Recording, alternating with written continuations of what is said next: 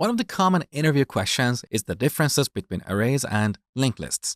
You should be able to explain the differences in terms of required memory and time complexity of various operations.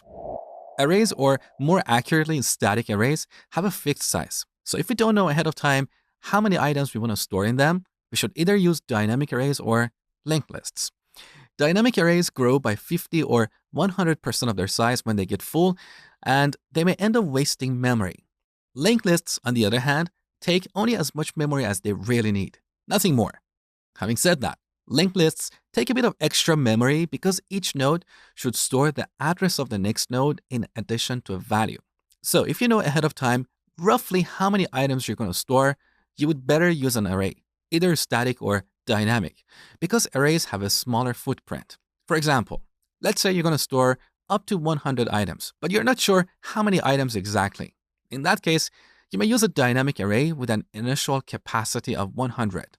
In Java, we can set the initial capacity when creating an ArrayList object. So these are the differences in terms of the space. But space is not everything. We should also optimize for performance. As you know, certain operations are fast in arrays but slow in linked lists. So as I always emphasize, you need to understand what problem you're trying to solve. Every problem has different solutions, and each solution has certain strengths and weaknesses. There is no such a thing as the perfect solution. You should always do trade-offs. And that's exactly what a good interviewer looks for. They want to see if you really understand a problem, can think of different solutions, explain the pros and cons of each, and pick the one that best works for a given scenario. Now let's compare these data structures in terms of their runtime complexity. Arrays shine when you need to look up an item by an index. In linked lists, we have to traverse until we find the item at a given index. Looking up an item by its value is an O of n in both these data structures because we have to iterate over all the items until we find the target. Inserting items in an array is an O of n because if the array gets full, we have to resize it and copy all the existing items to the new array. Now, this is not a big deal in an array of 100 items, but if you're dealing with an array of 1 million items, this is certainly going to be a big issue. Again, there is no such a thing as one size fits all. You need to understand the problem you're trying to solve.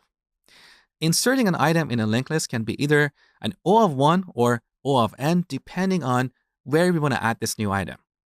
Adding at the beginning or at the end is super fast because we simply have to change the links.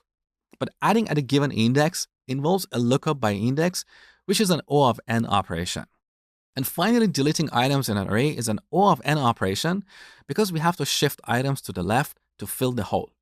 With linked lists, if you want to delete an item from the beginning, we simply change the links. But if you want to remove it from the middle or the end, we have to traverse the list to find the previous node. In the next video, I will show you how we can optimize this using a different type of linked lists. So I will see you next.